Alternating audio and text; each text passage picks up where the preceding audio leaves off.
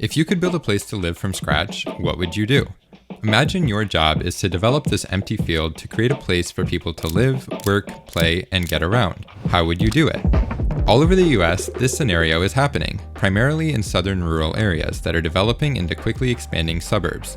Suburbs have been around for decades, but back in the 1950s, there was this precedent that developed of what an American suburb should look like, and it quickly became the default way of building new suburbs. Big yards, driveways, winding streets, and isolated residential areas. Fast forward 70 years, and not much has changed. We're still building suburbs this way, and unfortunately, it's putting us in danger, creating isolation, and eliminating convenience. But why are we still doing this? And what can we change to create the suburbs of the future? This is Lakewood Ranch, Florida, a huge master plan community that has exploded in growth over the last few decades. 10 years ago, all of this area was just fields, and today is filled with subdivisions. In addition to houses, there's also stores, restaurants, and lifestyle centers, which we'll get to later. They even claim to be the #1 community in the US, so they must be doing something right. Suburban living is incredibly popular in the US, and there's nothing inherently wrong with that. Part of what makes up any country is a mix of urban, rural, and suburban living, and there's pros and cons no matter where you live. But did Lakewood Ranch do anything special? Honestly, no. I'm not really sure what they did differently than every other American suburb because they followed the blueprint of what an American suburb should look like. But they didn't have to. Let's look at what went wrong and what we can do to create better suburbs. The way a suburb is designed is truly a life or death situation because every suburb starts with roads, and roads can be incredibly dangerous places. It's up to the engineers to mitigate that danger. But unfortunately, in Lakewood Ranch, that came too late. This is a state highway that was being expanded to handle the growing traffic of Lakewood Ranch into a 4-lane divided highway, with intersections like these leaving a gap in the middle for turns. It was an inherently dangerous design from the start, with unprotected turns in every direction across traffic traveling over 50 miles an hour. And as dangerous as the design is, it's unfortunately incredibly common, especially in suburban areas. Construction wrapped up on this intersection, and the road was open for traffic. It was almost exactly 10 years later when that intersection killed 2 teenagers on their way to their homecoming dance. A few years later, after rallying from the community, a roundabout was installed in their honor, making the intersection significantly safer for future drivers. Roundabouts have been proven to reduce the risk of a fatal crash by 90%, and if this was the design from the start, these 2 teenagers could have graduated from high school. So, when Lakewood Ranch continued to grow and they built an entire road network from scratch, did anything change? Sadly, no. Almost all are 4-lane divided roads with traditional intersections controlled with either stop signs or traffic lights. When there are options like roundabouts that are proven to be safer, why weren't they used? It's only a matter of time before someone runs a stop sign or a red light and never makes it home. And the worst part is, it didn't have to be this way. When projects get to start from scratch, like in this situation, the limits and struggles that exist with trying to modify existing infrastructure in developed areas don't exist. Therefore, there's a huge opportunity to create great infrastructure for everyone from the start. This could have included things like roundabouts, dedicated bike infrastructure, and offset sidewalks. But you might be thinking, who's really biking or walking here? If everyone is going to be driving, why build for cyclists or pedestrians? And that's fair because there really aren't many people biking or walking, but there's a few reasons why. The first reason is because from the beginning of the design phase, there was one mission for these roads, and it wasn't to make a space for people. It was to get cars from one place to another as quickly as possible and to create an illusion of convenience. But it turns out this illusion of convenience was only a response to a larger problem going on. Suburbs typically end up feeling like components of a city that were never connected to become part of something whole. It's like a puzzle where all of the pieces are there, but they were never actually put together to create something. This often results in a lack of connectivity and is one of the biggest reasons suburbs are so car dependent. For example, let's look at this church and this subdivision. They weren't built with any consideration for each other, so while they exist in close physical proximity, they're not connected. If you lived in this house and attended this church, while it's only 500 feet away, because of the disconnect, it would take nearly an hour to walk there, and this is incredibly common in the suburbs. This is largely because suburbs often isolate large areas of residential development to be contained to itself. To a certain extent, this makes sense. Most people would agree that they wouldn't want to live next door to a factory. Therefore, zoning exists, which regulates what can be built where.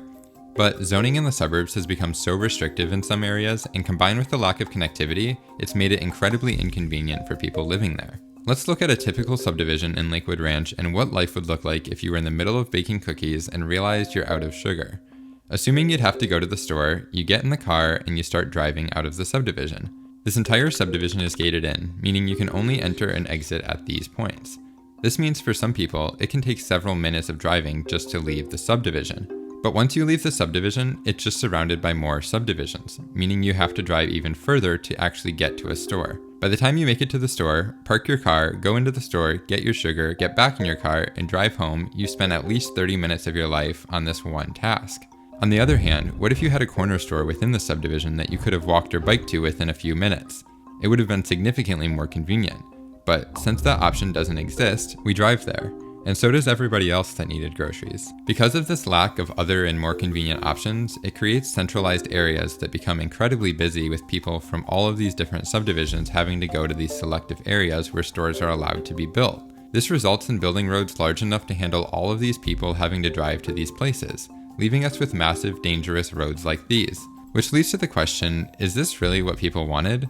What do people really want out of a suburb? They're marketed as the best of both worlds with the amenities of a city but with the community of a small town.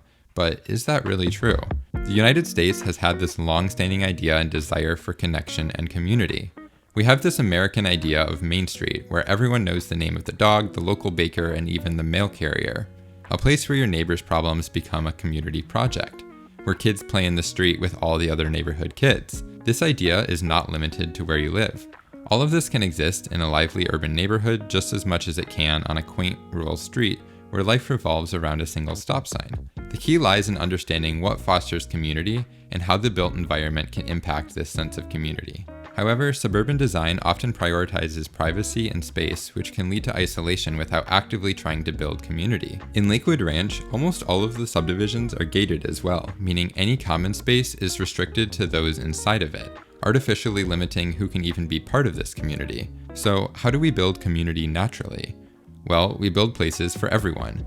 Places that people gather outside of their homes or workplaces. This is also known as a third place, and they're essential in fostering community. Think parks, community centers, libraries, coffee shops. They allow people to meet, relax, and just enjoy the company of others, and they're not super common in suburban areas, but they do exist. You might live in a suburb and be thinking, I literally have all of these things within a 30-minute drive. But that last part is where the problem comes in. What good are these third places if they're not easily accessible to all? If it becomes a task to use these third places, people are going to be less likely to use them. At this point, it might seem like each of these problems is just caused by the next one, creating a chain reaction. So what do we do about it, and how do we make suburbs better? Using Lakewood Ranch as an example, let's create a better suburb. First, let's start with the roads. Most of the roads in Lakewood Ranch are large, divided, multi-lane roads with wide lanes that encourage high speeds to get from place to place. These were built like this largely as a result of the inconvenience, because nobody wants it to take 30 minutes for a trip to the grocery store. When the grocery store is several miles away, a compromise has to be made somewhere. And in the suburbs, that compromise is almost always safety. Higher vehicle speeds are always more dangerous, and wider streets like these are built to accommodate those higher speeds. However, to build a better suburb is to build a safer suburb, in my opinion. So I would reduce the size of these roads to one lane in each direction. This would reduce vehicle speeds and reduce crossing distances for pedestrians, creating safer roads. In fact, Lakewood Ranch actually does have some roads built like this, with one lane in each direction, a median, and a wide multi-use path. If we use the same configuration, the additional space left over in the right-of-way could be used for a real grade-separated two-way bike path and a sidewalk further from the road. Meanwhile, the intersection could be turned into a single-lane roundabout. Not only does this reduce delays, but it also improves safety. While this is already a significant improvement, it doesn't solve the problem of not having convenience. So let's build some buildings here that create convenient destinations for people living in the area. These could be small local businesses, like bakeries, pizza places, coffee shops, hair salons, and general stores. These could also be mixed-use buildings, meaning that some could have residential units as well. And on this side of the road, we could do the same thing, including a small public park area as well. Since this is still in the suburbs, driving to these destinations will be a primary way of getting to these places, so they will need parking lots. Some of the extra space in the right-of-way on the street would allow for on-street parking as well. However, by placing the parking in the rear and having the buildings closer to the street creates a more human scale and allows for the development to be connected to the street, creating a place for people, rather than just a parking lot attached to a road. This is crucial for encouraging walking or biking to these places. You may have never noticed it, but this alone is what makes the difference between something like this and something like this. More on this transformation in a bit. So now that we have destinations that create a sense of place on streets that support all modes of transportation, we need to improve connections for non-motorized transportation to everything around it. As I mentioned earlier, this is crucial to create a place that feels cohesive rather than just a collection of separate entities. Due to the fact that all of these neighborhoods are gated, this wouldn't be possible due to the physical barrier, but for the sake of this example, let's pretend they aren't. We can create small pathways at these points to shorten distances for people living in these neighborhoods to walk to these places. This is a really simple step, but it makes a huge difference in connectivity. So now we've gone from a space devoid of anything to a place that is safer for drivers, pedestrians, and cyclists, promotes economic activity, creates convenience, and builds community. But unfortunately, building this would be illegal. First, this would be a zoning violation since this area isn't zoned for mixed use. It would also be in violation of setback codes, as buildings have to be set back a certain distance from the street. The parking here also doesn't meet minimum parking requirements. In fact, this is only about 1/3 of the required parking if all of these were single-story retail stores. If any of these were multi-story mixed-use buildings, that number would only increase. So what is allowed? Things like this, and this, and this. And until codes and ordinances are changed, things will continue on as business as usual. But they don't have to, and improvement is possible, whether that's on new developments or changing what's already there. And plenty of towns already are. A few years ago, a city in Michigan redid an old rundown stretch of suburban road and turned it into a proper street. They changed some intersections into roundabouts, added parallel parking and landscaping, improved walkability for pedestrians, and even created a community space. This dramatically changed the entire vibe of the street. And while all of the different factors played a part, a lot of the magic was by changing the parking to parallel street parking and rear parking, rather than parking lots in front of the buildings. Now the businesses seem like part of a street, rather than just plopped on the side of the road. The same principle applies to residential areas. In a subdivision called Norton Commons outside of Louisville, Kentucky, most of the driveways and garages have been moved to the rear of the house, and it creates a more welcoming street made of homes and front porches, rather than garage doors. This creates a sidewalk that isn't interrupted by driveways every so many feet and leaves space for trees and lawns for people to socialize, like these. This development isn't just building front yards either. They're completely changing what a typical suburb looks like by doing things like integrating developments like restaurants, stores, and offices, schools, small neighborhood streets, and a density that supports walking and biking between it all. The most ironic thing is that this isn't a new concept. This is just going back to the roots of how neighborhoods historically were. This is the idea of an American Main Street. A main street we want so bad we'll artificially build one as a destination. Believe it or not, Lakewood Ranch actually built a main street, but instead of integrating it naturally, it's presented as a destination surrounded by parking lots. This is also known as a lifestyle center, and they're pretty common in the suburbs. They're places that everyone living there drives to get a taste of what a walkable community is like. And if we even look at many of these subdivisions, they have elaborate community centers with gyms, pools, playgrounds, and even restaurants. People love them because they're convenient.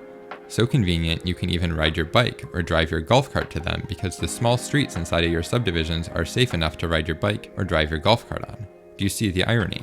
It's slowly becoming full circle. People want convenience, safety, walkability, and community. And that's what the suburbs could become in their entirety. It could all be convenient, safe, walkable, and build community. But until we fundamentally change how we build the suburbs as a whole, not just in these pockets of community centers and fake main streets, we'll continue to have car-dependent, inconvenient suburbs that ultimately ends with building places like this and building huge problematic roads like this to support them, which you can learn about what went wrong with this interchange in this next video here. And if you liked this video, be sure to subscribe as I'll have more videos about suburbs, traffic engineering, and urban planning in the future.